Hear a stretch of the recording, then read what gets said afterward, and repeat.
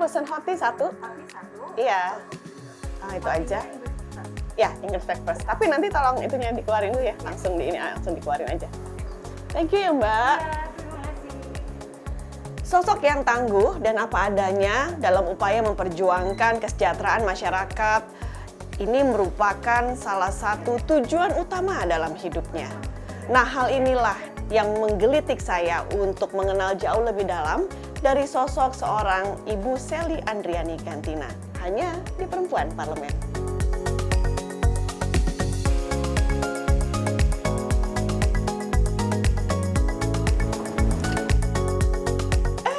Hai Yus, halo. Halo Ibu, apa kabar? Pagi. Apa kabar Ibu? Baik, selamat pagi. Pagi, Aduh, sehat? Alhamdulillah. Kayaknya Ibu selalu terlihat segar nih. Amin, ya Robbal Alamin. Ayo kita sambil duduk-duduk ya Ibu ya. Wah, ternyata sama ya, suka mejengnya di sini. Udah ini apa namanya perempuannya keluar. Kan biasa kalau perempuan kan nongkrongnya pasti di kafe. Kalau nggak di kafe pasti di mall. Ya habis gimana ya kalau misalnya itu emang udah dari sananya ya, udah nalurinya. Bawaan lahir. Iya, pemirsa kalau misalnya nih ya, Anda sudah melihat saya sudah bersama Ibu Sally Andriani Gantina. Nah, beliau adalah anggota DPR RI. Saya akan berikan lagi kepada Anda nih ya, hadirkan lagi ke hadapan Anda. Satu sosok yang memang sangat segar, masih muda, Amin. tetap memperjuangkan untuk kebaikan masyarakat, terutama perempuan dan anak. Yes. Benar nggak? Dan agama. Dan agama, oh tambah satu lagi. Sosial juga. Dan agama sosial juga. Jadi kalau misalnya sekarang, sebelum nanti kita ngobrol panjang lebar gitu, ada nggak sih arti nama Gantina itu, Bu? Kalau orang Sunda bilang itu Gantina tuh gantinya siapa? Gitu kan. Oh, maksudnya itu. Iya. Gantina itu gantinya siapa? Gantinya siapa? Tapi sebetulnya nggak ada embel-embel apa-apa sih. Oh, jadi kebetulan Kebetulan aja saja. namanya Sally Andriani Gantina. Gitu. Jadi biar menandakan bahwa saya asli orang Sunda gitu loh. Padahal kalau misalnya bahasa Sundanya sendiri aslinya gantinya siapa? Gantinya siapa gitu. Gitu. Tapi kalau misalnya di sini kita pantang ya ngomong umur. Enggak sih, kelihatannya aja mudah-mudahan masih 20 tahun lah. Amin. Masih muda. Dulunya juga sempat menjabati Sempat jadi eksekutif, jadi wakil bupati. Wakil Bupati di Cirebon. Kabupaten Cirebon ya. Boleh tahu nggak begitu saat di jabatan tersebut, Ibu usianya berapa? Usia, tadi katanya boleh nyebut usia. Kira-kira kepalanya aja. Di saat jadi wakil bupati saya di usia 40 tahun. Tuh kan, bener kan? Ternyata pemirsa masih usia muda, sudah menjabat sebagai wakil Bupati Cirebon. Yes. Yeah. Kalau misalnya pemirsa ingin tahu, bagaimana sih semua juga perempuan-perempuan Indonesia juga nanti bisa kayak Ibu? Mudah-mudahan semua perempuan-perempuan di Indonesia bisa lebih dari saya. Jadi dengan usia muda mereka bisa menduduki jabatan eksekutif, legislatif. Jadi ya kita doakan dengan perubahan pemerintahan, maka semua perempuan bisa di jabatan itu. Iya, tapi tetap aja ya. Apa sih mau masuk politik? Politik itu kan naluriah ya. Jadi perempuan tidak usah takut karena sebetulnya keseharian mereka juga sudah berpolitik secara tidak langsung. Terkadang orang selalu memberikan stigma bahwa berpolitik itu menakutkan. Padahal sebetulnya berpolitik itu menyenangkan. Malah menyenangkan? Menyenangkan. Dari mananya? Dari semua sisi. Tinggal bagaimana kita menganggap bahwa politik itu menyenangkan dan positif. Terima kasih. Gitu loh. Ibu belum pesen minum, saya potong sebentar. Boleh Mbak. Mau, Mbak. Boleh. Ibu minumnya apa? Tea ya. Oke. Tea. Oke. Kasih ya. Oke. Nah, kalau misalnya dibilang politik itu menyenangkan dari sisi apapun, karena nggak sengaja sebenarnya pemirsa kalau menurut Ibu Sally, sehari-hari tuh kita sebagai seorang perempuan juga sudah berpolitik. Yes, betul. Jadi kayak misalnya kita di rumah saja, ibu-ibu mengurus anak, mengasuh anaknya, kemudian berinteraksi dengan tetangga, kemudian berinteraksi juga dengan keluarganya, maka dia juga secara tidak langsung sudah berpolitik. Terkadang berpolitik itu selalu berstigma bahwa dia harus berkecimpung langsung dengan partai politik. Padahal sebetulnya tidak seperti itu juga. Nah, tinggal nanti kita memberikan pemahaman bahwa Anda secara tidak langsung sudah berpolitik santun gitu kan. Nah, nanti secara tidak langsung kita akan memberikan pencerahan kepada mereka. Oh, ternyata politik itu menyenangkan kan, gitu loh. Saat politik itu menyenangkan, maka secara tidak langsung juga mereka akan terlibat di dalam election, gitu loh. Ih, beda ya kalau ngomong sama ibu yang misalnya dulunya tuh wakil bupati, terus kemudian sekarang duduk lagi di kursi legislatif. Ternyata beda loh pemirsa ngobrol langsung dengan Ibu Sally, seneng banget. Amin. Nah, kalau misalnya dilihat juga peran Ibu sekarang kan di Komisi 8 DPR RI. Yes, betul. Nah, lebih concern ke apa? Kalau sekarang, secara pribadi? Secara pribadi, saya lebih concern di urusan kalau orang bilang Komisi 8 itu komisi dunia akhirat. Karena yes, ya makasih banyak ya, dunia akhirat. Karena yang diurusi itu adalah urusan agama, sosial, kemudian kebencanaan. Jadi mitra kami itu ada Kementerian Sosial, BNPB, Badan Nasional Penanggulangan Bencana, kemudian Badan Pengelolaan Keuangan Haji, BPKH, kemudian ada juga Menteri Pemberdayaan Perempuan dan Perlindungan Anak. Itu jelas-jelas urusannya anak juga. Jadi menurut saya Kementerian Agama. Jadi memang concern saya saat ini adalah urusan sosial kemasyarakatan yang jadi lebih banyak berinteraksi dengan hubungan kemasyarakatan. Itu. Emang itu dari dulunya maunya kalau misalnya masuk legislatif? No, passion saya dulu waktu saya di DPRD Provinsi Jawa Barat, saya pernah dua periode di Provinsi Jawa Barat. Dulu saya pernah jadi ketua Komisi B Perekonomian. 10 tahun di Badan Anggaran. Jadi background saya itu dulu ekonomi. Jadi ini ceritanya sebelum jadi wakil bupati dulu, sebelumnya jadi DPRD dulu. DPRD Jawa Barat. Loh, berarti ini berkecimpungnya lagi di dunia politik sebenarnya jadi dari usia sekitar 30-an. 27 tahun. Kaum milenial udah jadi politikus, pemirsa. Saya masuk dunia politik itu sejak masuk di jabatan legislatif itu umur 27 tahun. 27 tahun. Let it flow, mengikuti aja mengikuti alur. Jadi dulu saya masuk politik itu pas zaman saya masih mahasiswa. Jadi 98 reformasi. Jadi saya mahasiswa di Fakultas Pajajaran Bandung. Fakultas Pertanian. Kemudian teman-teman saya kebanyakan aktivis. Kemudian mungkin kalau kawan-kawan di TV Parlemen kenal Marwara Rasyid kan? Bang Ara. Bang Ara itu mungkin mentor saya juga. Kemudian sempat ketemu, terus dia tanya, kamu anak mahasiswa ya? Bantu dong kantor partai, dia bilang gitu. Apa sih kantor partai? Ya, karena dulu itu PDI Perjuangan di Jawa Barat tahun 98 itu kantor partainya belum pakai komputer, masih pakai mesin ketik. Sementara kita kan mahasiswa udah idealis kan, pakai komputer. Apaan sih kantor? Apaan sih kayak beginian gitu kan? Nah, akhirnya mau tidak mau akhirnya kita jadi masuk ke sana. Saya masuk ke sana dan akhirnya passion saya muncul. Jadi di situ passion saya muncul bahwa ternyata ini partai wong cilik ya. Kemudian 2004 saya diminta untuk maju di daerah pemilihan Cirebon Indramayu. Padahal saya asli daerah Priangan ya, karena memang saya aslinya kulturnya Sunda kan. Sempet tolak tuh karena masuk di daerah Pantura yang kultur masyarakatnya keras gitu kan, tidak jauh bertolak belakang dengan pribadi saya. Jadi saat usia 27 tahun nggak ada direncanakan sama sekali, pokoknya terjadi begitu aja. Begitu saja kan, akhirnya berjalan sendiri. Jalan sendiri karena waktu itu masih sistem pemilihan proporsional tertutup kan. Nomor urut saya nomor urut 3. Jadi mungkin itu faktor keberuntungan ya, tangan mungkin, garis tangan mungkin. Kalau garis tangan emang nggak bisa bohong.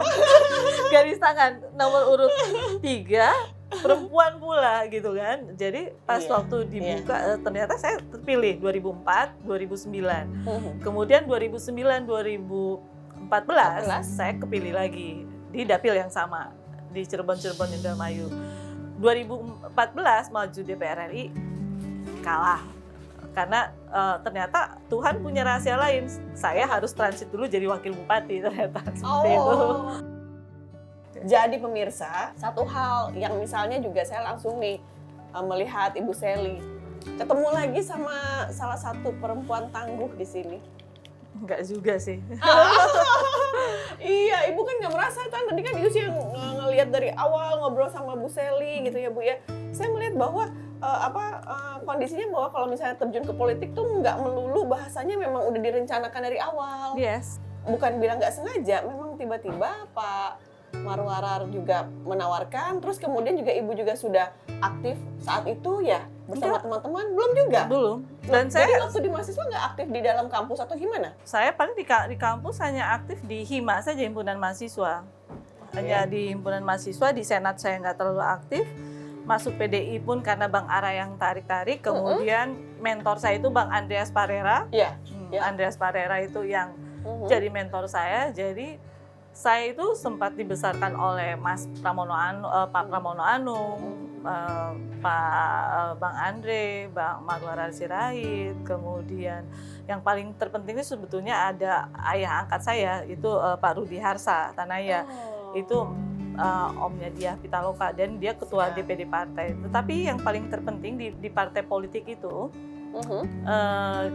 apa yang kita mengikuti mekanisme dan ADART partai saja, karena memang yang saya sadari PDI Perjuangan itu mempunyai marwah siapapun kader-kader terbaik dia diberikan kesempatan yang sama. Saya bukan anak tokoh partai politik, saya bukan anak pengusaha, saya bukan anak pejuang partai, saya anak orang biasa-biasa, bukan siapa-siapa, tetapi partai memberikan kesempatan saya untuk duduk di jabatan tersebut.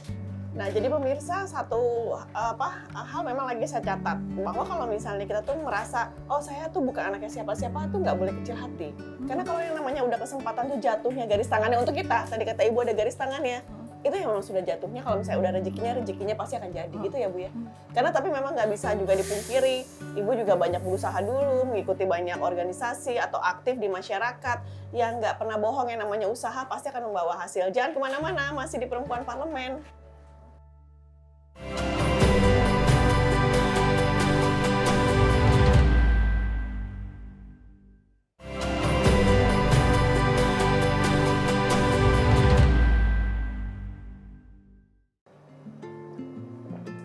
Pemirsa, sesuai nama beliau, gantinya tuh gantinya siapa?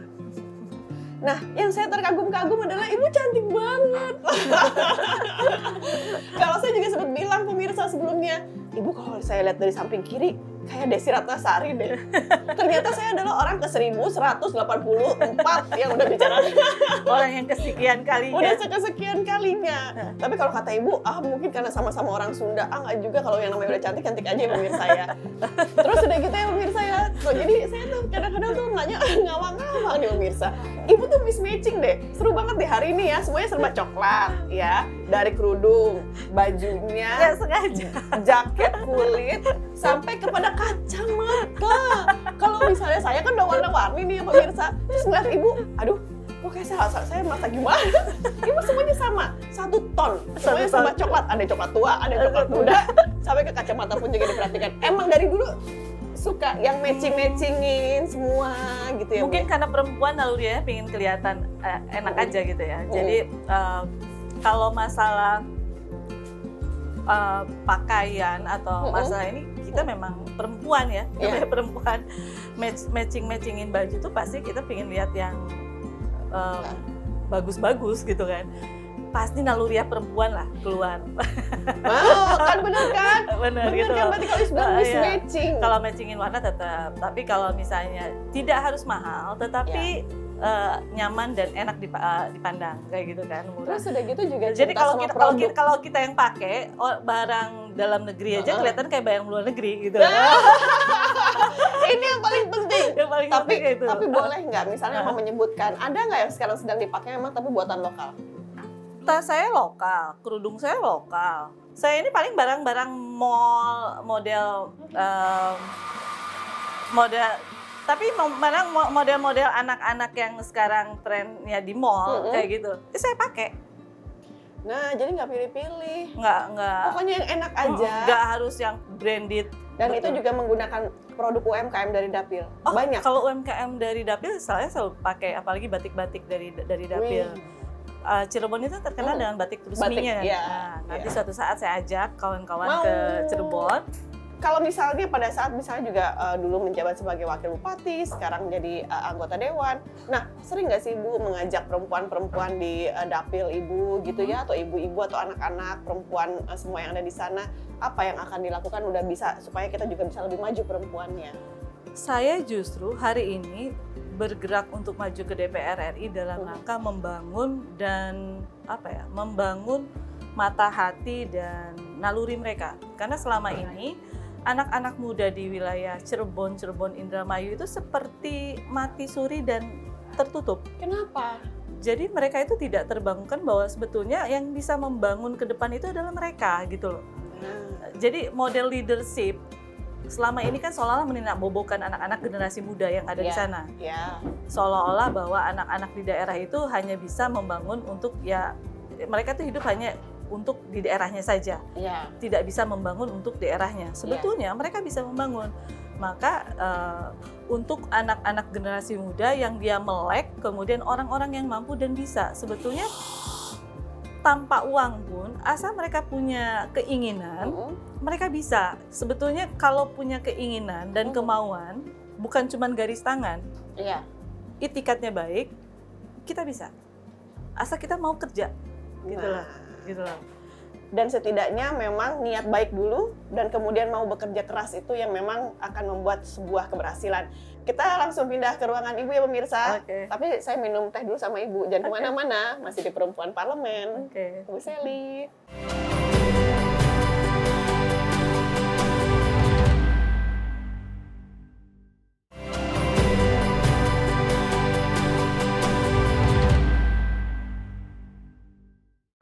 Pemirsa, selama saya tadi jalan dari bawah terus ke ruangan Ibu Selly di lantai 6, tepatnya 606. Nah, sekarang mau bicara hal yang paling saya ingin tahu mengenai sosok Papa, almarhum Papa. Kayaknya seorang Papa ini benar-benar sosok yang menyentuh atau masih sangat kuat di hati. Mungkin ini nggak akan pernah habis di hati Ibu gitu ya, karena sosok Papa lah yang membuat Ibu kuat sampai saat ini. Almarhum Papa saya itu orangnya teknokratik ya, artinya saya ini kan lahir dari keluarga biasa-biasa, bukan anak tokoh politik, bukan anak pengusaha, bukan anak konglomerat, bukan. Jadi di politik itu saya dari orang biasa-biasa dan dikasih kepercayaan oleh partai. Jadi Papa itu banyak memberikan support, kemudian dia menyatakan bahwa jabatan tertinggi di partai politik itu adalah saat menduduki posisi di DPR MPR RI. Jadi waktu saya duduk menjadi wakil bupati dan PLT bupati itu kan hanya 11 bulan. Di situ beliau menyampaikan bahwa kalau kamu bisa masuk DPR RI, Papa akan lebih suka kamu di sana gitu. Kenapa? Karena artinya kamu bisa mendedikasikan diri kamu di politik itu yang tertinggi di situ. Nah, wejangan itulah yang akhirnya mau tidak mau membuat saya berpikiran, waduh, agak berat juga nih gitu kan. Nah, kebetulan pada saat itu kan saya diperintahkan oleh partai masih menjabat sebagai wakil bupati. Dan saat itu saya disuruh mundur jadi wakil bupati dan suruh maju menjadi anggota DPR RI. Saat saya mundur jadi wakil bupati, kemudian saya pergi berangkat haji tahun 2018, baru 1 minggu di sana, pas kebetulan 3 hari lagi mau berangkat ke Armina, saya dapat telepon dari Indonesia disampaikan bahwa papa saya kena stroke masuk rumah sakit.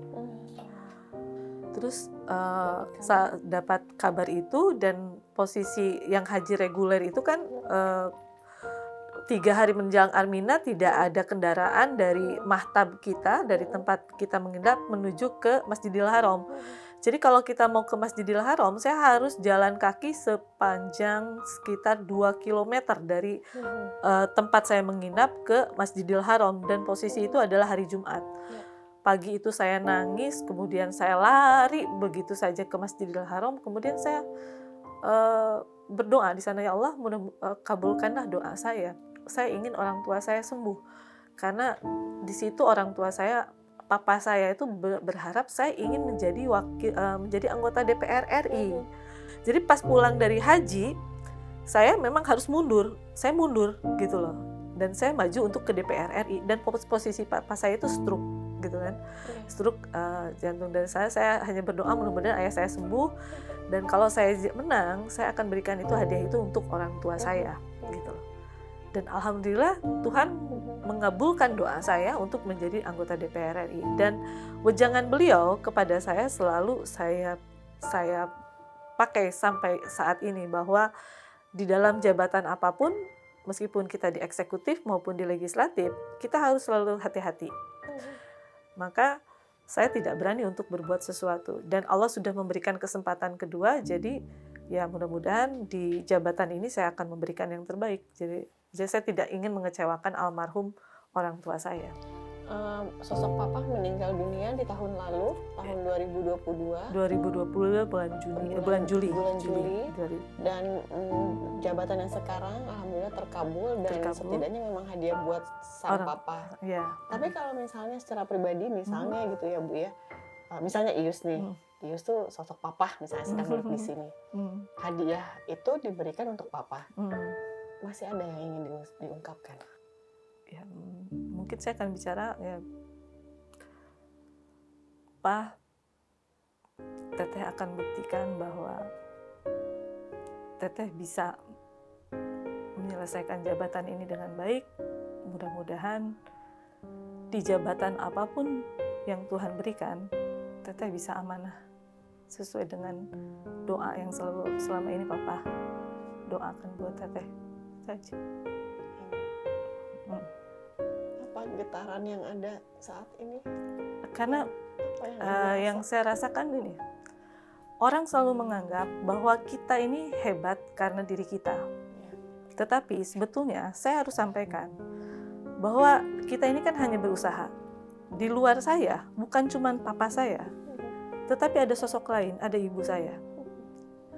Sampai saat ini, ibu saya masih sholat malam, masih puasa untuk diri saya.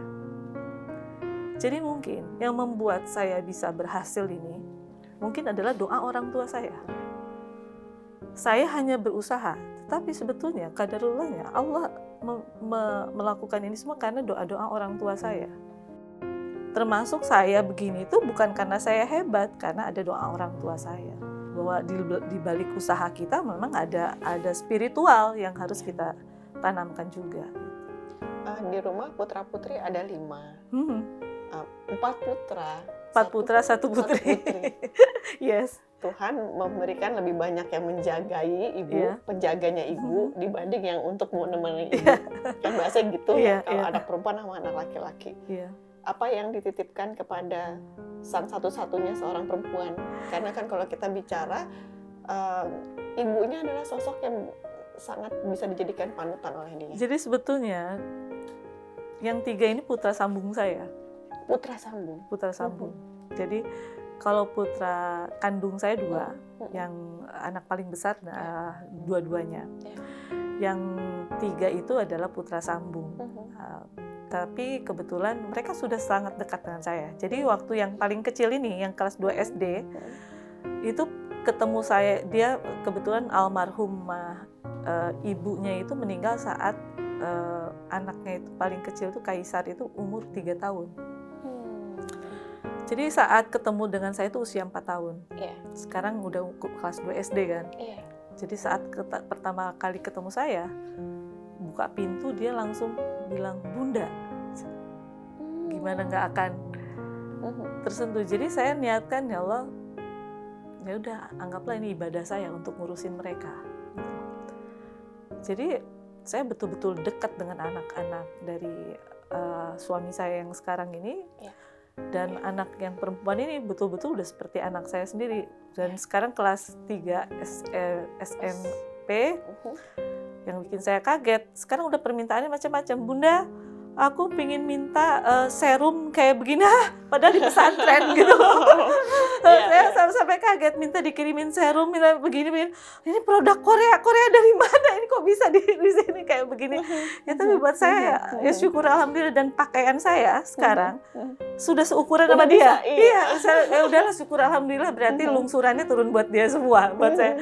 Pemirsa, bahwa yang namanya sebuah titipan itu banyak sekali jalannya.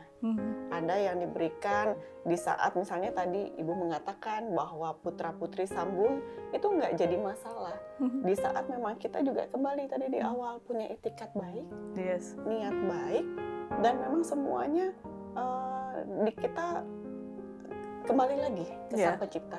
Ya, lillah aja. Lillahi ta'ala. Gitu. Apapun itu bentuk titipan yang diberikan. Yes, betul. Dan ternyata doa orang tua udah di atas segalanya.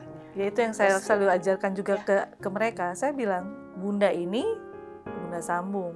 Saya selalu bawa ajarkan mereka ke makam almarhum ibunya.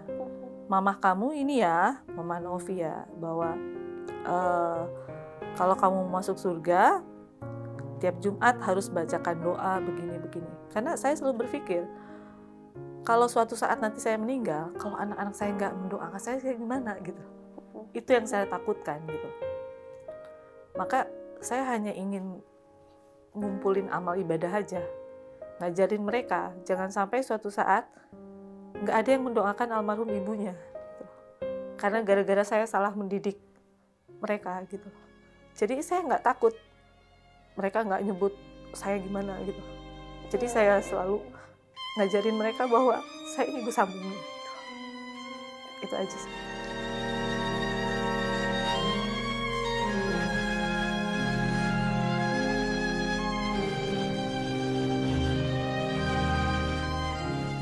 Pemirsa, putra kecil usia 4 tahun, tadi cerita dari Bunda Sally mengatakan, jadi saya ikut terharu, membuka pintu, satu kata yang diucapkan adalah Bunda. Kalau yang sepengetahuan saya ya Bu, bicara ada yang sosok seseorang dipanggil Bunda itu sudah bahasa Ius tuh statusnya tuh sudah tertinggi untuk seorang perempuan. Nggak tahu kalau misalnya mungkin ini salah. Tapi kalau seseorang perempuan sudah dikatakan Bunda gitu, itu sudah punya satu nilai berlebih di antara perempuan yang lain, pemirsa. Dan ternyata memang nilai spiritual dari seseorang, kuatnya nilai spiritual dari seseorang yang bisa mengajarkan sebuah filosofi ke siapapun. Filosofi terutama akan sebuah kehidupan. Dan inilah yang saya dapatkan dari Bunda Sally. Terima kasih ya Ibu. Sama-sama. Ini pengalaman berharga, pelajaran baru untuk saya. Untuk selalu menerima apapun itu apa adanya. Tepat kalau saya mengatakan bahwa Bunda Sally adalah seorang perempuan yang tangguh dan apa adanya, tetap mengedepankan nilai-nilai agama dan spiritual dalam diri untuk mengajarkan semua filosofi kehidupan. Karena hanya itulah yang bisa kita titipkan untuk penerus-penerus kita ke depan. Terima kasih. Sama-sama. Semoga Bunda Sally selalu sehat, amin. Selalu Sama-sama, semangat. Semua amanah yang dijalankan sampai periode ini berakhir. Amin. Semoga sehat dan terus memperjuangkan apapun yang sudah direncanakan. Masuk lagi ke sini.